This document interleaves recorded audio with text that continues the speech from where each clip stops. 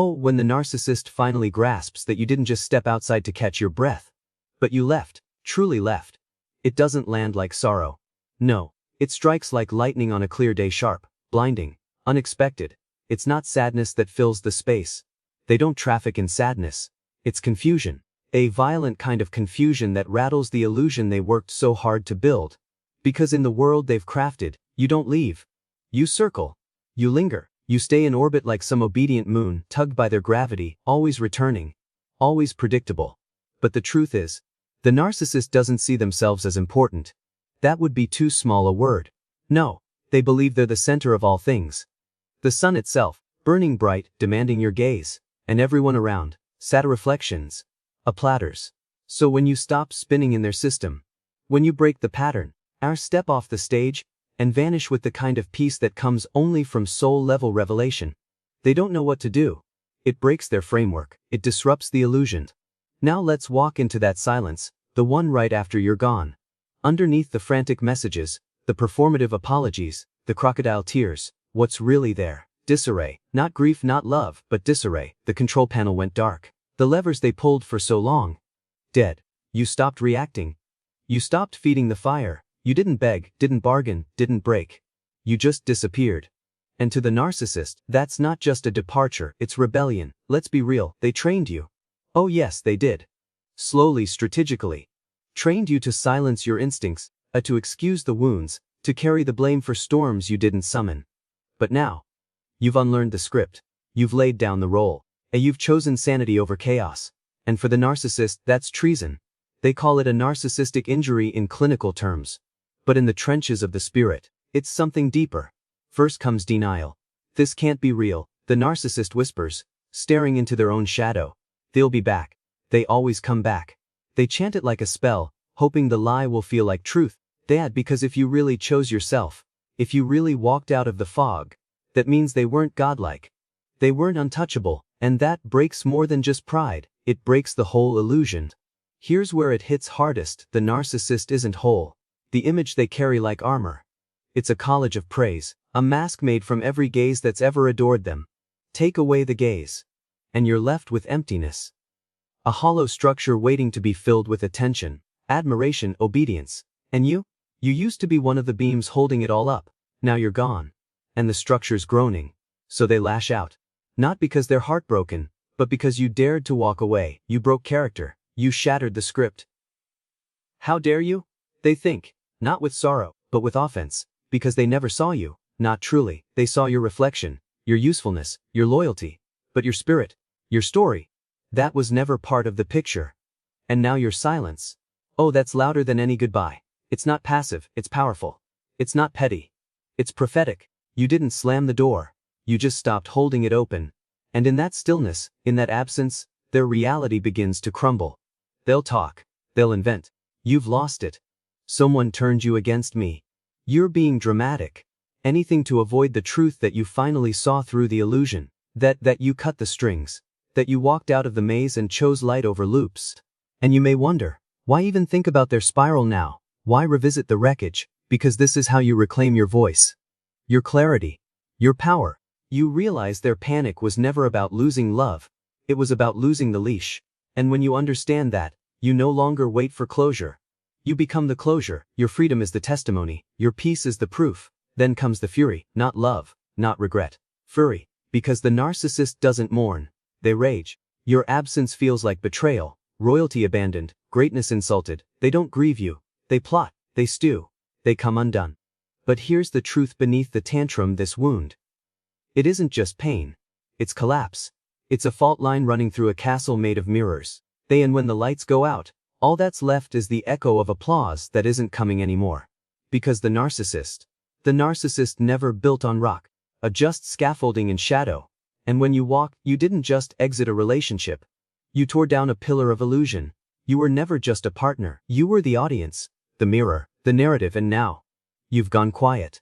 And they can't stand the silence. Oh, they'll try. They'll reach. They'll promise skies and oceans. But don't be fooled. That's not love speaking. That's the fear of losing control. Those words aren't lifelines, they're chains. And you've already broken them. What the narcissist wants deep down where the ego hums and the truth never quite reaches, they don't want healing. They don't want reconciliation. No, they crave reconstruction. A reset. The rewinding of the script to that familiar scene, where you knew your place. Where your worth was measured by how tightly you clung, how quietly you complied. If you return now, friend, it won't be love waiting at the door. It'll be a stronger lock. A tighter leash. The illusion rebuilt with steel, where there was once rope. So please, don't confuse their longing for love. It's not love. It's a land grab. You were never born to be a cane for someone else's crippled pride. You're not here to be the scaffolding for a crumbling ego. That burden was never yours to carry. When they scream, let them scream. When they spin their stories like spider webs, let them spin. Your peace, it was never supposed to ask their permission. You didn't abandon, you awakened. You didn't destroy anything, you saw clearly. And clarity, in a fog-soaked world like this, is sacred. It's holy ground. Let them argue with the silence. Let them wrestle with the absence. Because that silence, that's not emptiness. That's the sound of your freedom echoing back to you. Now comes the storm's eye. The moment when the narcissist realizes this wasn't a tantrum. This was your exodus. You didn't just pull away. You pulled out, completely, and in that silence, they don't unravel into humility. No, they morph, they scheme. They strategize. Because control lost must, in their mind, be control recaptured. This isn't remorse. This is a rerun, a rehearsed scene. This is calculation, not confession. To the narcissist, you were never a soul to honor. You were a piece on their chessboard. And they assumed that if they pushed, you'd move. But you didn't. You stood, and now they panic. They don't love the way love was intended to be. Mutual, tender, reverent. What they call love is a transaction. Your value was in your utility. Your heart was a resource. Your presence, a supply line. And when you walked away, they didn't miss the love. They missed the control panel. That's when the hoovering begins. And oh, how poetic they suddenly become. Grand gestures. Old songs. Shared memories wrapped in nostalgia and drizzled with fake vulnerability. But listen closely. None of it is for you, it's all for access. Access to your energy, your attention, your light. They don't want to be near you. They want to possess what you carry. And that's the trap. Because the performance can look so much like redemption. It feels like hope. It sounds like sincerity. But where's the change? Where's the, I see what I did, and I won't do it again? You'll look, but you won't find it. Because the goal was never growth. The goal was compliance. The narcissist doesn't grieve. They regroup. They don't chase love. They chase leverage. Your departure wasn't heartbreak. It was humiliation. The proof that the throne they sat on was cardboard, and you had the strength to walk past it. If charm won't reel you back, they'll switch tactics. Enter the guilt. After all I did for you, you're so selfish. And when guilt doesn't work, the charm curdles, threats replace tears, lies replace apologies. Suddenly, at the same mouth that once whispered devotion spits venom with precision. Not out of rage, but strategy. It's always been strategy. They aim where you're soft. They strike where you still care. Your name, your memories, your community. Nothing's off limits. This isn't about being wounded. It's about being unmasked. And that terrifies them. They'll rewrite the narrative too. Oh, they'll gather an audience, friends, family, even strangers. Poor me, they'll say. Look what they did to me. And they'll twist the truth so tightly that even your silence starts to feel suspicious. Why? Because reflection, for them, is radioactive. Admitting fault would crack the entire false self. They can't touch it. So instead, they weaponize perception. This is the split. The fork in the road. Where one soul humbles itself and asks, what can I learn? And the other puffs its chest and says, it's all your fault. Don't walk that second road with them. You've already left. You've already tasted the clarity. And once you've seen truth, you can't unsee it. So guard your peace, like a flame in the wind. Because the narcissist, they don't want to rekindle love. They want to rerun the play. And this time they want tighter reins. You were never their home. You were the spotlight, the applause, the illusion. Now, you've gone quiet. You've gone sacred. And nothing terrifies the narcissist more than a mirror that no longer reflects them. Let them sit in the dark. You've got a dawn to walk into. Oh, the most dangerous thing the narcissist ever tries to do isn't rage. It isn't even lying. It's that quiet, creeping voice they plant like a seed in the back of your mind.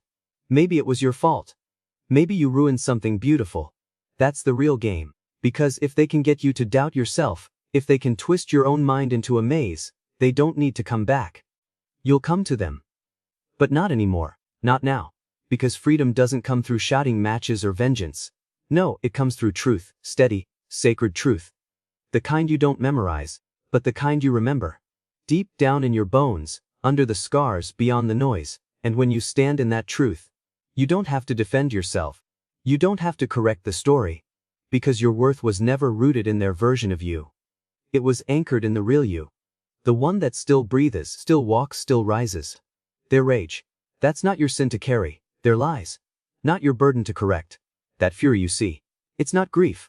It's entitlement smashing against a boundary. And when they throw stones at your name, don't flinch. Don't shrink. Because when someone has to set fire to your reputation, just to keep their illusion from collapsing, they're not showing the world your darkness. They're showing their own. And when the fire doesn't work, and it won't, not if you've really stepped out of their orbit, they shift. They go quiet. Calculated. Strategic. They try to control the one thing they still think they have at the story. Because the narcissist, they don't live truth. They curate perception. Like their identity isn't rooted in who they are, it's wrapped in what people believe about them. And your exit, your quiet exit, says too much. It's a crack in the mask, a threat to the illusion. So they rush, they spin, they perform. They write a script where they're the wounded one, the misunderstood hero, the humble victim just trying to love. And they tell it with wide eyes and trembling hands, not to heal, not to grow, but to maintain the image. Social media becomes their sanctuary, posts filled with spiritual jargon, hints at growth, photos cropped just right. Peace and forgiveness, they write, not as a truth, but as a defense. Because they're not speaking to themselves. They're speaking to the crowd. And behind the curtain, the whisper campaign begins. Half-truths. Twisted timelines. Yay, I just don't know what happened. They'll say, sorrow in their tone, but not in their heart. It's never about ownership. It's never about confession. It's about redirecting the spotlight. Why? Because if people start to wonder, if they start asking questions, if the narrative slips out of their hands, that's the real threat. Not losing you. Losing the story. So you're the one who broke free. You've got a choice. You can fight back, you can explain, defend, correct, or you can rise in silence. Because the smear campaign, that's not about proving you wrong. It's about draining your energy. If they can keep you explaining yourself, they still own part of you. They don't need your body. They just need your attention. But you're wiser now. You've felt the difference between real and rehearsed. You've learned to sit with discomfort and let the truth outshine the noise. They don't need you to come back. They just need to know they can still make you twitch. But you don't flinch anymore, do you? You've seen behind the curtain.